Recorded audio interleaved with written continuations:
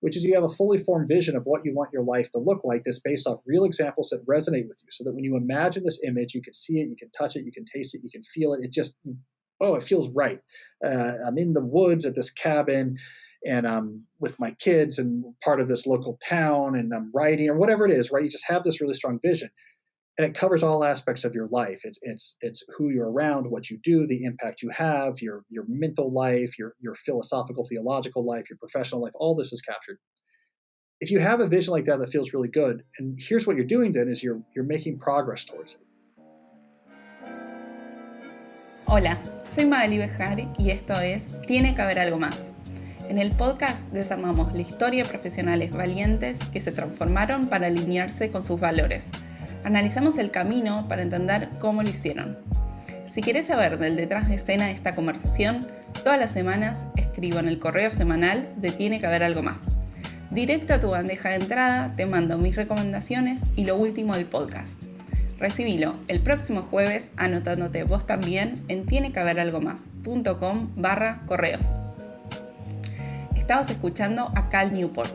Él es profesor de ciencias de la computación en la Universidad de Georgetown en Washington, D.C., Estados Unidos. Tiene un doctorado del MIT y él es autor de varios libros. Él escribe sobre la interacción entre la tecnología, el trabajo y la búsqueda de una vida significativa en un mundo lleno de distracciones. Él es el primer invitado del podcast con más de 1 millón de libros vendidos. Cal escribe regularmente para el New York Times, en Wired, además de su blog y su podcast. Como esta entrevista está en inglés, la podés ver en YouTube y en Spotify con los subtítulos en español incluidos en el video. Me entusiasma que escuches esta conversación porque vengo leyendo a Cal hace muchos años. Con Cal coincidimos en Washington mientras yo hacía mi programa ejecutivo en la Universidad de Georgetown. Te cuento la historia de cómo lo conocí. En esos meses que estuve en la ciudad, yo no me quería perder la posibilidad de contarle que un grupo de personas increíbles del otro lado del mundo estaban leyendo su libro Deep Work en la versión en español en el club de lectura de la comunidad de Tiene que haber algo más. Encontré de casualidad que él iba a estar participando de un panel justo el mismo día y a la misma hora que mi graduación del programa.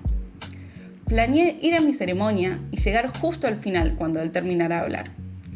Tuve la suerte que mi graduación era por orden alfabético y empezaron con la A de Argentina. Así que escuché los discursos de cierre, pasé por mi título y desaparecí un rato para buscar a Cal por la universidad. Cuando lo encontré y le conté, él estaba muy asombrado que yo me estuviese perdiendo mi graduación y creo que por mi determinación aceptó venir a contar su historia.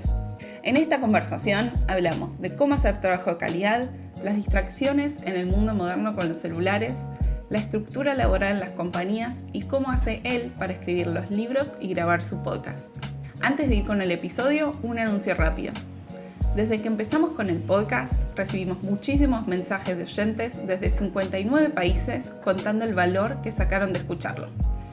Después de hablar con cientos de ustedes, lanzamos la comunidad de Tiene que haber algo más. La idea central vino cuando me di cuenta que los tenía que conectar entre ustedes para que se conozcan entre sí. La comunidad es una membresía global y remota donde aprendemos con otros profesionales desde más de 25 ciudades y déjame decirte que hay actividades todas las semanas. Vienen invitados del show para hacerles preguntas de todo tipo en un espacio de confianza o damos clase los que estamos dentro. Tenemos un club de lectura donde votamos un libro y nos juntamos a debatirlo, como Cal, que fue uno de los elegidos de este año. Hay un chat que nos conecta a todos para pedir ayuda, compartir recursos, eventos y oportunidades laborales.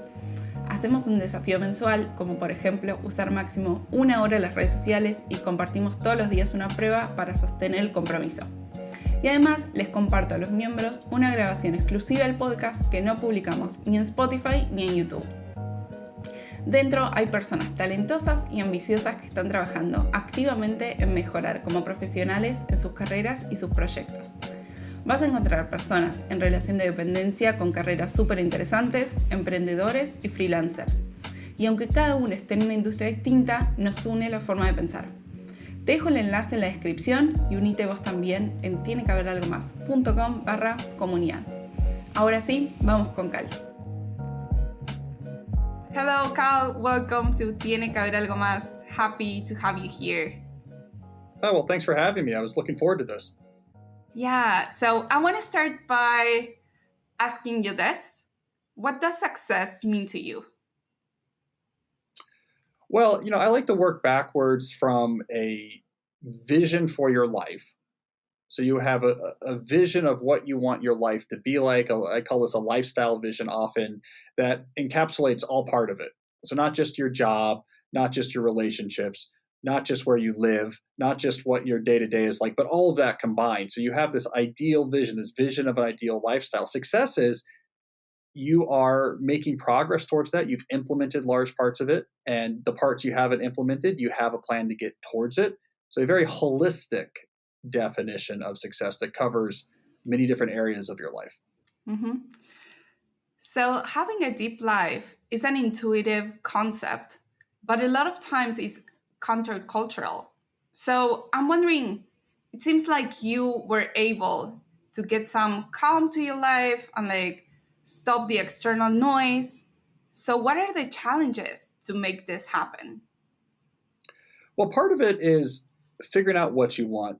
And then the other part of it, which is equally as hard, is trying to figure out how you actually get there. How do you craft or engineer your life to get to these different aspects of the vision that you put together?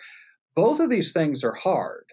It's much easier to get caught up in a distraction of the moment, something that is interesting or distracting or diverting or maybe promises a quick gain. But I think there's a lot more of an art than people realize to how you not only come up with your vision but implement it. It might take a few years, careful moves and counter moves, experimentation, lessons learned from those experiments that you then use to adjust what you do going forward. It's your life's work in some sense to actually craft a life that works. And that requires focus in the long term sense. You know what you're looking for, you're not exactly sure how to get there, and you're patiently making move and counter move and reaction moves again and again. So it's all about that progress. That requires long term focus. And of course, we live in a world right now where everything is trying to distract you into looking at and reacting to the short term. So it's that tension, focusing on the long term or being pulled into what's shiny in the short.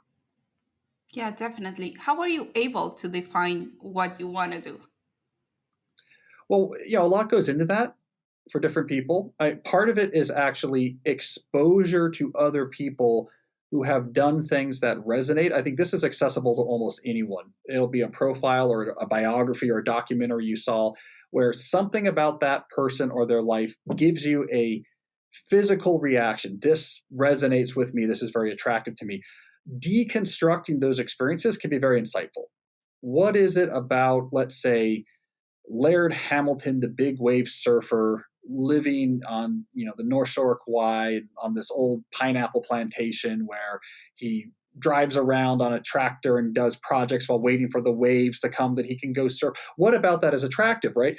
That might not be that I really want to surf or I really want to own a pineapple plantation, but there might be something deeper in there, some sort of thread about autonomy or being outdoors or the pursuit of some sort of craft that in itself is artistic or meaningful, right? So deconstructing is what I did a lot of. Why does that person resonate? Why does that story resonate?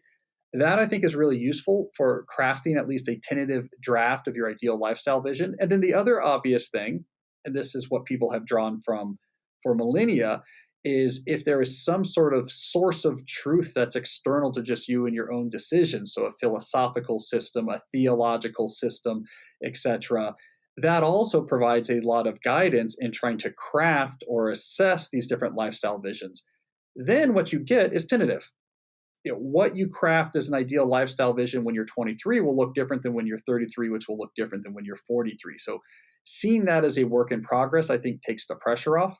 It changes the challenge from you have to figure out right now what the rest of your life is going to look like, what's right, what's wrong. That's paralyzing.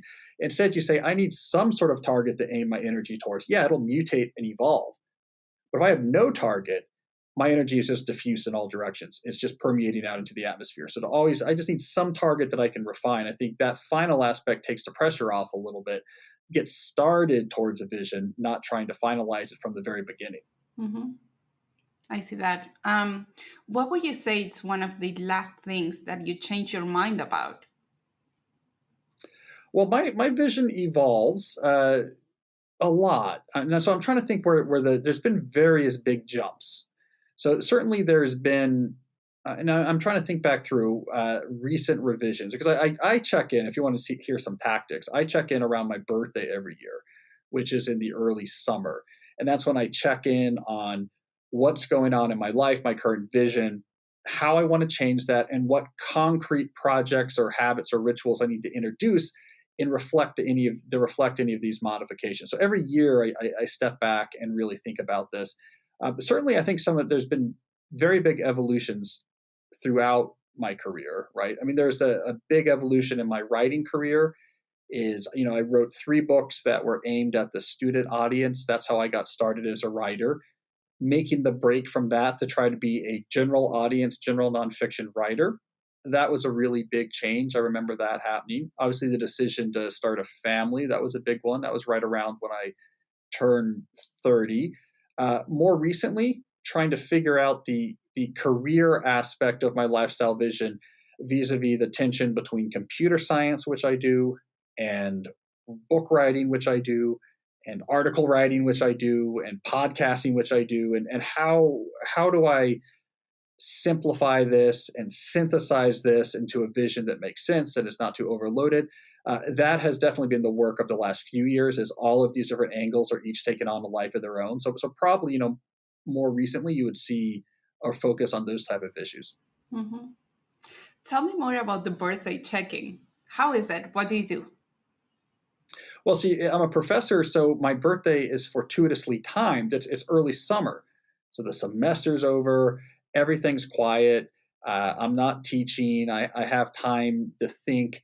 And so typically I'll go for a series of long walks and just think things through. I'll bring a notebook with me and I'll think things through.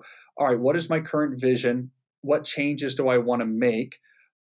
For the things that are still my vision, how well am I doing in making progress? And what can I do to make better progress? And I come out of it with a plan.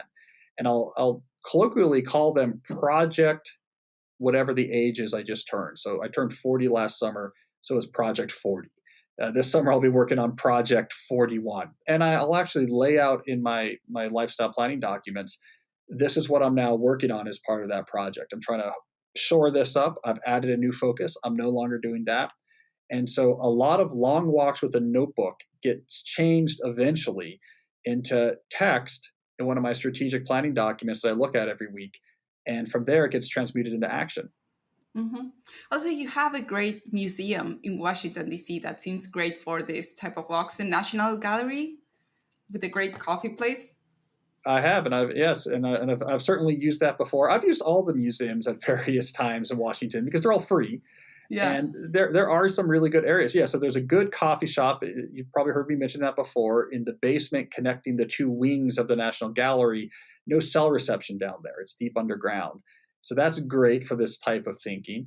The Botanical Gardens has some really good spots outside, not inside. It's very humid inside, but actually outside there's some gardens with some really good benches.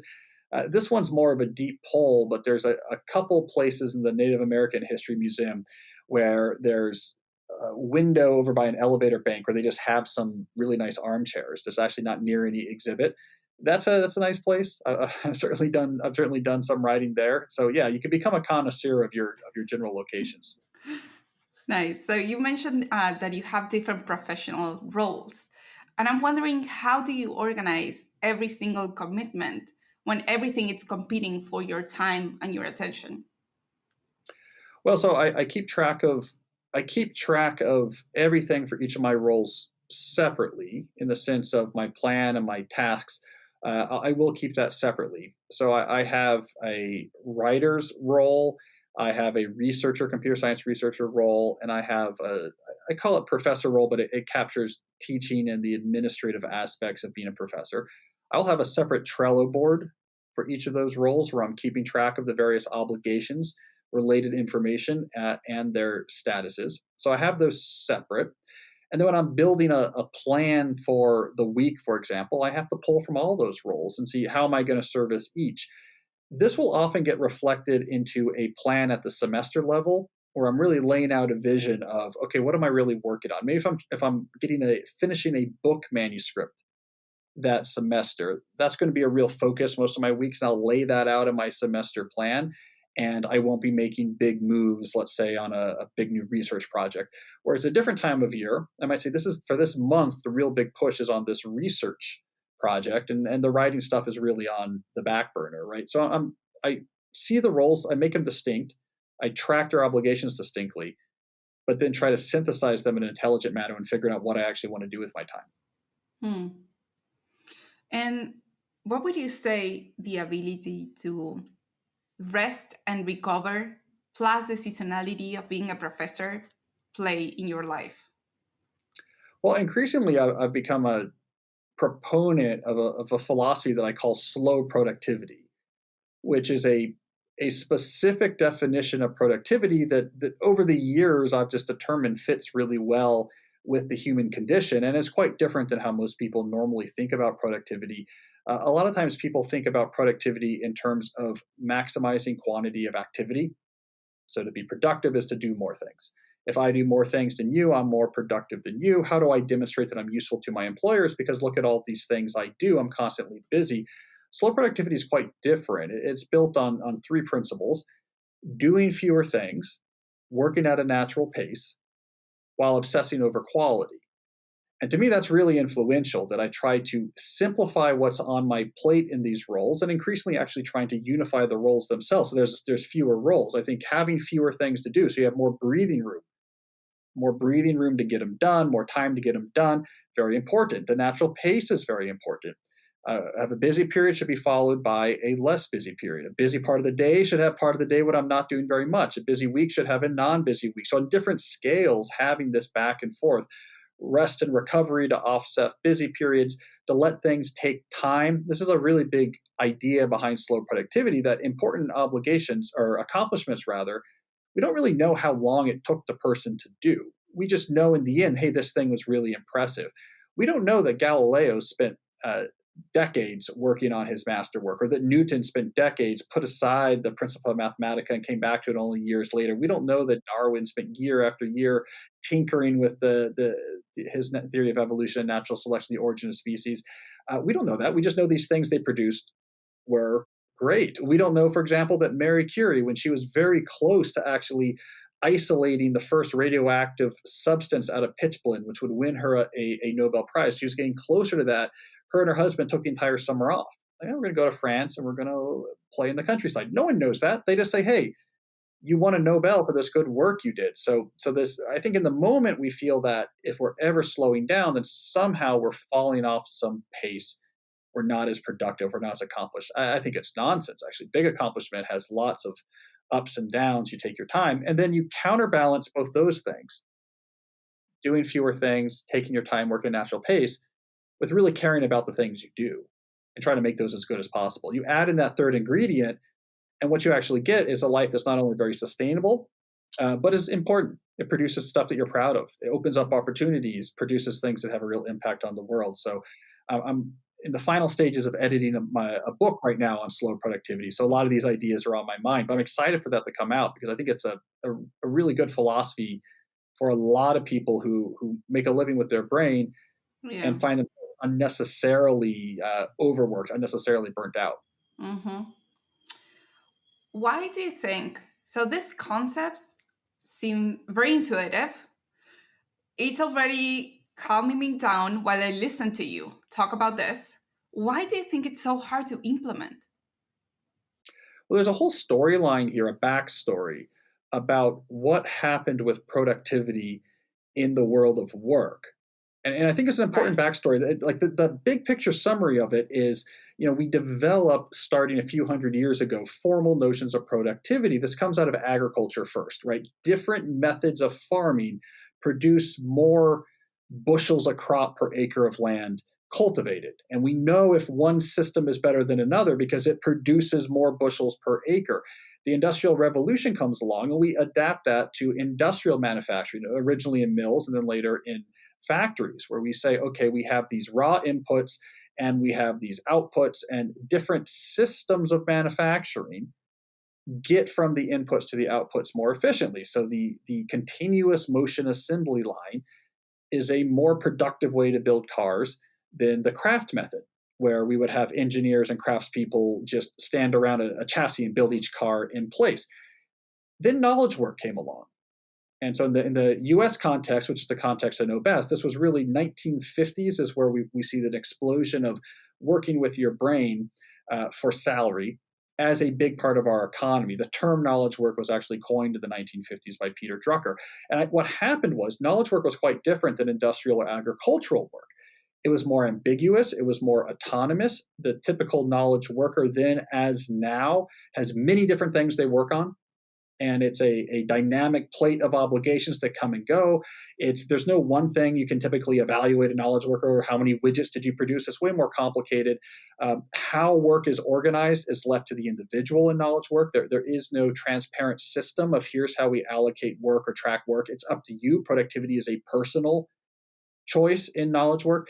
So in this world, we didn't have a workable definition of productivity like we had before. So what did we do?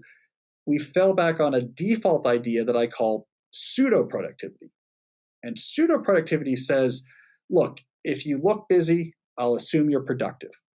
And if I can't see you doing things, I'll assume you're not productive. So the more stuff you're visibly doing, the more productive I think you'll be. And so the knowledge sector embraced pseudo-productivity as a hack, as a temporary solution to not knowing how to manage knowledge workers if we couldn't count the number of Model Ts that were being produced per worker hour. We didn't have any numbers to look at, so we use pseudo-productivity as a hack. So we have this notion of pseudo-productivity in knowledge work, where visible activity becomes a proxy for productivity, which was okay. It's not very accurate, but in the age of office buildings in the 1970s, I don't know, it was okay. I mean, you had to come to the office. It's why we worked factory hours for some, we'll be there 9 to 5 and I'll put the magazine down if the boss walks by. When we got personal computers at the desk, when we got email, when we later got smartphones and laptops, this did not mix well with pseudo-productivity because now the variety and quantity of work, as well as the times in which we could be visibly doing work, all exploded. And because we had no check on work, no system for saying how much should you be doing, here's how we assign work, because we just said, no, visible activity is productivity. It created this cycle where we begin working more and more, faster and faster on more and more things. This is what's leading, I would say, the modern knowledge worker to feel really burnt out, is that pseudo-productivity plus modern information communication technologies is a terrible combination. It's a recipe for overwork, the sense of you're always behind, there's always something to do, you're always disappointing people, everyone wants things from you. And it's why busyness exploded starting in the 1990s when these technologies became common, and why today we feel this big backlash, this sense of I am overwhelmed. It's not made up. It's a combination of that approach to productivity plus those technologies. Yeah, definitely. But we also have this tendency to feel valuable if we're busy. So we keep doing things and we're covering the void, like we're covering bigger problems with just sending emails and answering to Slack messages. So I'm wondering, if we know how the brain works, why is it so difficult to align our biology to how we work in offices? Well, I think there's two very related things going on here that we should separate for clarity. So in the context of work, why do I feel guilty about my inbox? Why do I want to send one more email? Why do I want to say yes to more meetings or take on more things? There's two different things going on. One is pseudo productivity, as we just talked about. We've largely internalized that because it's all we've known since the 1950s when this emerged as the de facto way to organize work. So we just have internalized culturally this notion that busyness is good, not doing something is bad, or an act of active resistance. So we have that going on, right? The second factor going on, and this is very specific to communication technologies, is our social wiring as humans. So when I have an inbox that has messages, this is actually fraught for a Paleolithic human brain because our brain has evolved to care quite a bit about managing social connections and relationships. In the Paleolithic past, we lived in small tribes, and managing those relationships was critical to our survival. And a huge amount of our brain apparatus is actually dedicated to social processing and managing these relationships and trying to read what's going on with people we talk to. That brain, which is old, is very uncomfortable with an inbox with 100 unread messages, which is new. Because the deep old part of our brain says, these are people in our tribe who need me and I'm ignoring them. And that's really dangerous because I might get ostracized from the tribe. When we have a famine, they might not share their food with me. And we feel really, really guilty about it. We feel really, really bad. Now, our modern parts of our brains can say, oh, no, look, email is fine. We have a rule in our company that says don't expect a response within 24 hours. And these aren't important. These are not, no one's mad I'm not answering. They were just putting these messages out there. The deep part of our brain doesn't care. Mm-hmm. It said people need me and I'm ignoring them. So we have that going on too, that knowing there's messages out there that we're ignoring, that there's conversations happening that we're not a part of, it feels like we are messing up our social connections. And so we have this extra layer of stress. We have this extra, therefore, compulsion to check one more email to make sure that we're not letting anyone down. So I think in work, it's the internalization of pseudo-productivity plus the mismatch between our social drives and electronic communication technologies. And I'll just briefly mention this. We can talk about it more later. In our life outside of work, we have a related but different issue, which is we have a values or meaning gap. We haven't done the hard work of constructing lives of intentional meaning. That is really scary. This is why outside of work, we just look at the phone or we just go on YouTube on the iPad. It's why we escape into these highly palatable distractions that are offered through the digital attention economy, because there we're papering over, to use your terminology, that's where we're papering over the void in our life is with what we're doing outside of work. So it looks really similar. In work, we're constantly on email. Outside of work, we're constantly on our phone. It looks really similar, but the things that are pushing us to that behavior in both of those spheres, work and home, are different. So there's different forces getting us there. Mm-hmm. But also, if you combine this also with the Dunbar number, that we can only manage 150 connections, and we're stressing us to have like thousands of people around us, like either physically or digitally. I'm sure it adds another anxiety level that we were not used to this. But I'm wondering also, why is multitasking so rooted in our culture right now? Convenience. It's the structure of our work. And if anything, I would say the issue is not literal multitasking in the sense that I have two windows open at the same time and I'm trying to do two things at the same time. We don't really do that anymore. There was pushback in the early 2000s that pure multitasking doesn't work. Do you think so? Yeah, I think so. There's a big. Most people still think it's doable. Well, and I'm wondering if this also might be culturally different between different countries as well. So at least in the US context, there was this big moment in the first decade of the 2000s where there was research, especially Clifford Nass's group out of Stanford, that had a lot of splashy papers that made clear something that people had intuited, which is our mind can't do multiple things at the same time. So if you're trying to do two things at the same time, it switches back and forth and doesn't do it well. So there was a period in the 90s where people were prided themselves in, I can be on the phone talking to you while I'm typing something else. But then they realized, the stuff I'm typing is nonsense and the things I'm saying to you is gibberish because I can't actually do two at the same time. So at least in the US context, there really was a big push away from multiple windows open at the same time. You don't have your email inbox open next to Microsoft Word. You don't talk on the phone while trying to write computer code. However, it turns out that switching back and forth every few minutes can be just as bad. And I think this is the issue we have right now.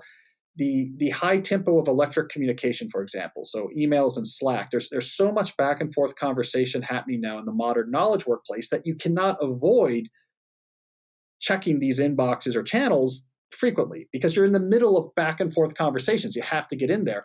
However, it's creating a tempo where we keep switching over to our inboxes, back to our work, over to Slack, back to our work. And we know now that can be just as damaging. It takes me 5, 10, maybe 15 minutes before my mind can really focus on one task. And every time I interrupt that to check an email inbox, it basically resets that progress. So this is really the issue we have now, is this partial this continuous partial attention, to use Linda Stone's terminology, where we're constantly context switching, never allowing our mind to settle on a single context. So we're never doing anything near our peak. And that's really exhausting, and it really stresses us out. Mm-hmm. I was reading your blog, and I found this article about the writer Danielle Steele, that she has 190 published books. And you were mentioning, like, she writes for 20 hours at a time. She barely has lunch or eats. So I'm wondering, how do you balance a deep life between doing the work and the things that you want to accomplish, and the balance to not get to the other side like her? Well, I think this is where having the full lifestyle vision is important, right? So when I think about the deep life, you have this vision of your ideal lifestyle that's holistic. It captures what your work feels like, but it also captures other parts of your life, the type of place you live, the pace of your life, who you're around, the types of things you're involved in. The reason why that is important is because the alternative, if you're an incredibly talented, ambitious person like Danielle Steele clearly is, the alternative is if your focus remains just on work, the worst thing that could maybe happen to you is success. Because if you learn, hey, wait a second, I really focused in on this, and this book was successful, and my publisher was excited about it, my editor was excited about it, and I got these big checks, and this would be like, great, that's a reward signal. Then you say, well, how do I get more of that signal? Well, I should write multiple books per year. Well, that's going to be hard. I'm going to have to write all the time. Well, I can do it, and I can grind. And you can get into this loop where all you're optimizing, let's say, is professional success, and then everything else can fall by the wayside.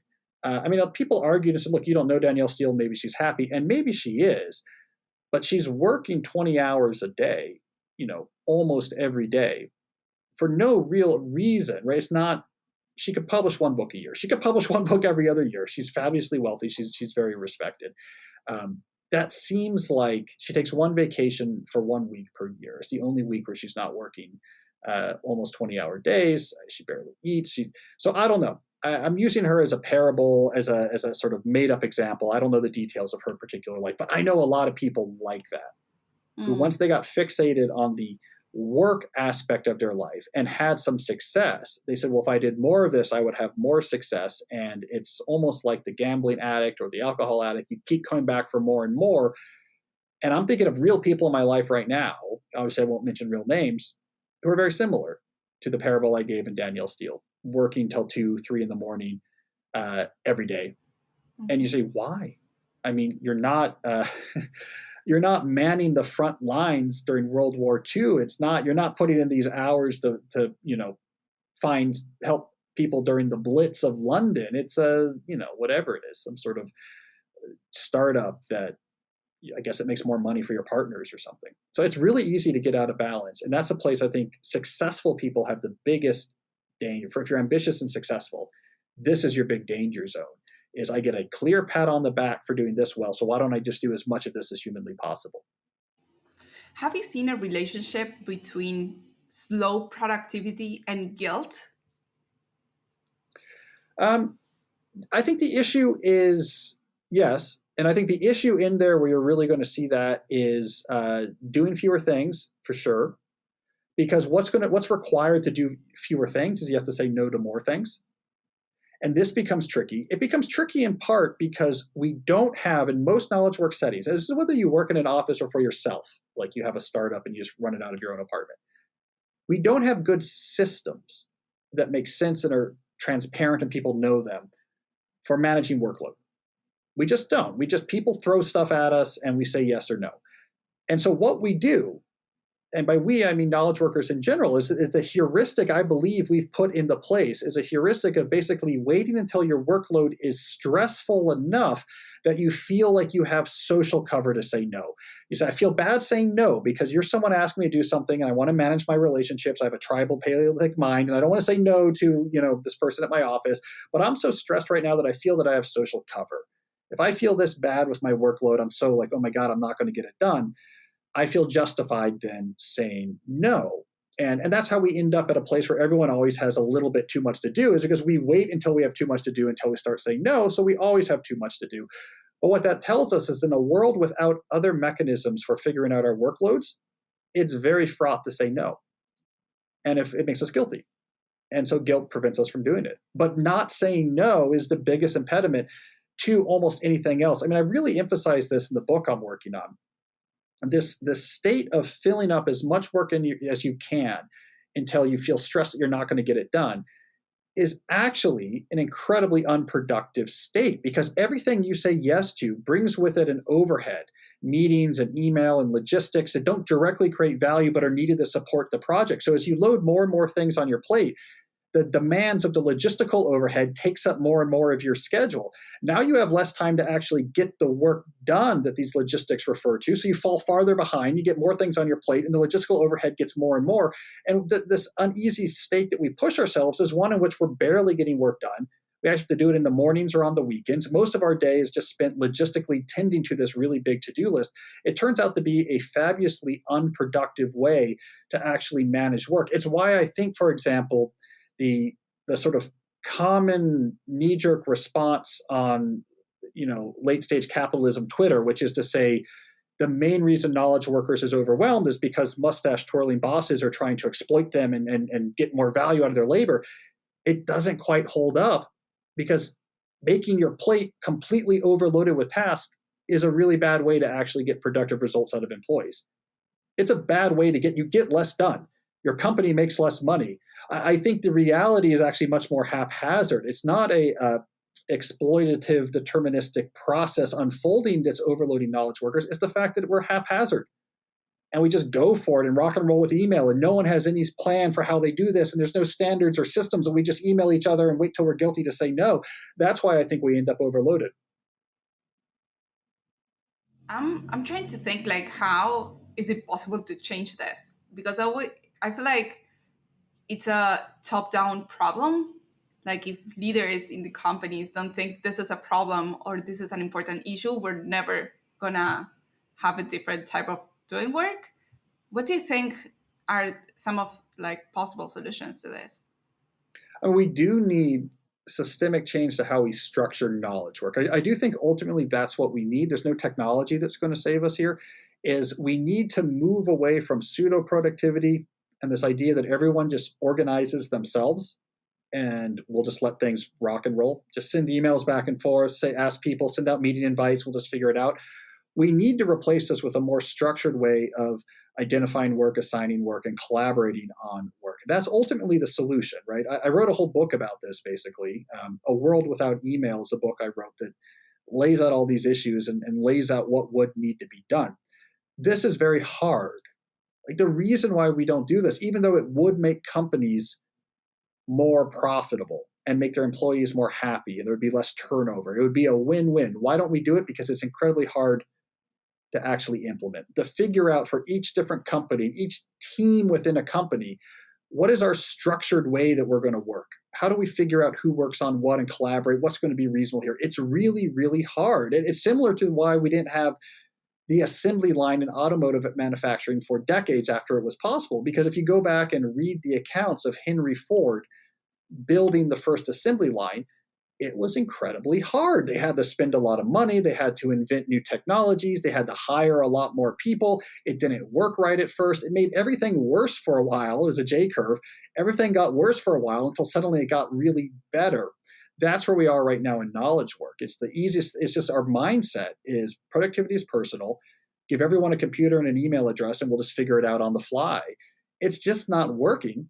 But it's really hard to try to change it. So that's what we're waiting for, is going to be this sea change, this phase shift, where knowledge work in general leaves this age of pseudo productivity and autonomy and gets more structured and intentional about how we organize work. Until we do that, we're stuck. Once we do that, we can start rapidly evolving. We can say, oh, this isn't working. This would work better. We have things to push back against. We have things to innovate. I think that change is coming. I just think it's hard. It's hard and it's expensive, and no one wants to go first. Right, but also the learning curve and the setup time and money makes it everything 10 times harder. So prepping for this conversation, I asked people who read your book if they have a question for you. So I got one from a previous guest. So thank you, Lucas, for this question. What's a routine that it's working out for you? It could be personal or professional. It could be anything. Yeah, okay. I mean, I have I have a lot of routines in my life. So, okay, I'll rattle off a few. One, I like to schedule my days where I do sort of the deep, concentrated work first thing in the morning, and then switch over to meetings or administrative work in the afternoons. That's a routine that works really well. Uh, in the summer, so when I'm not teaching, so when I'm freed from having these anchor points in my calendar where, regardless of what I want to do, I have to be on campus on days where I've been assigned to teach. When I get to the summer, so when my classes just ended, for example, at Georgetown, a routine that works really well for me, I call it summer hours. Fridays and Mondays, I try not to schedule anything on my calendar. So I know, like, from Friday through Monday, there's going to be this period where I'm not going on Zoom, I'm not going on the phone, I'm not driving around, I'm not going to appointments. So I can just breathe, think about big things, and have that time to unwind. That's been a really useful routine for me. This semester, let's do a personal routine. This semester, I switched to a different fitness plan, different workout I was doing that demanded a little more, kind of half hour per day. And I found there's this great time to do it sort of right after I picked up my kids from school. Usually my work was shut down, but before the evening started. And once I had that right time in place, my energy was right, the time was right, it was replicatable, then I could just get this done every day. So anyways, my life is full of routines, but that's an example. That's a sampling of the routines that are working right now. Okay, cool. So last month in the community of Tiene que haber algo más, we have a book club and members voted your book. So we all read the work. And I had this idea that I really liked that I want to discuss it with you, because in talking about slow productivity, I'm wondering, what's the benefit of changing our scale and scope from days to weeks or even months? Well, when it comes to the timeline on which you care about producing really important obligations, I think it really helps if we expand that timeline. So if you say what I care about is over the next few years, I want to produce a collection of outcomes that are meaningful and that I'm proud of. If that's your timeline, then the fact that you're not busy on Friday means very little, right? Because yeah, there's going to be busy times and non-busy times. There's going to be intense periods and not intense periods, and that's all very natural. And it all is fine if you're looking at the much bigger timeline. So once you get to timelines of multi-years, it really takes the pressure off of doing a lot of things on the individual day. So I think when you scale up timelines, you find that better work becomes possible, and I think everything becomes more sustainable. Cal, so final question. I want to have an open mic moment for you to have like a last message to the audience that have been hearing this conversation. So any final thoughts that you want to share with people? I mean, I'm going to leave people with this idea that underpins a lot of the different things I talk about, which is when you're thinking about your life, you want to have a vision that resonates, that you're working towards. So there's a couple different states of life. There's the state of life where you're wallowing, which is you're just, I don't know, going around randomly. I don't really know what I'm doing. Just what do I want to do today? What's exciting to me in the moment? I'm waiting to be inspired. That is not conducive with good mental health. That is not conducive with a sense of meaning or efficacy. That is conducive with, you're going to play a lot of video games and be on your phone a lot and probably end up anxious or depressed. You don't want to do that. There's another state of life where you are out of balance. So you say, to avoid that, I'm going to fixate on one thing and obsessively just do that one thing. It might be professional success in a very narrow way, or it could be, you get really into bodybuilding or something. You get really I'm just going to obsess over one thing, and it's better than wallowing, but your life gets out of balance and it begins to create its own sort of negative side effects. The third option is what I'm pitching here, which is you have a fully formed vision of what you want your life to look like that's based off real examples that resonate with you, so that when you imagine this image, you can see it, you can touch it, you can taste it, you can feel it. It just, it feels right. I'm in the woods at this cabin. and I'm with my kids and part of this local town and I'm writing or whatever it is, right? You just have this really strong vision. And it covers all aspects of your life. It's who you're around, what you do, the impact you have, your mental life, your philosophical, theological life, your professional life. All this is captured. If you have a vision like that feels really good, and here's what you're doing then is you're making progress towards it.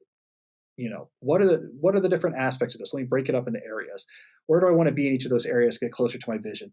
What do I have available to myself to make progress in each of these areas? Well, over here I can make progress. If I did this in my job, I could shift over here, and that's going to give me more flexibility, and I could do remote, and then I could move it, and that's going to allow me to move over here, and I'll change my location. And with my health, I need to do this. When you feel like you're making progress on a fully formed vision of a life well lived, now everything operates. And you don't wallow, and you don't get obsessive, and it gives you resilience, it gives you optimism, it gives you openness and empathy. And I'm more and more, especially with my audiences, talking about this model. Moving productively towards this holistic vision of a life well lived, that's our natural state. That's the state you want to be in, and not these other ones. And so I'll leave it with that, because that's the key. All this other stuff I do or talk about will fall out of that approach, and that this other stuff will become self-evident. You'll stop looking at your phone. You'll realize just doing email all day doesn't matter. I mean, all this other stuff will become obvious once you get that first part right. Mm-hmm. That's incredible. Thank you so much, Cal, for your time, for sharing all of this, and for coming to the show. Well, thanks for having me. I enjoyed it. Awesome. Gracias por escuchar este episodio. Nos ayudas un montón compartiendo el capítulo a alguien que le pueda servir. Acuérdate que todas las semanas comparto ideas en el correo de Tiene que haber algo más. Escribo sobre mis recomendaciones y el detrás de escena de la comunidad y el podcast. Lo mando todos los jueves directo a tu bandeja de entrada. Anótate vos también en tienequehaberalgomás.com/correo. Nos vemos la semana que viene.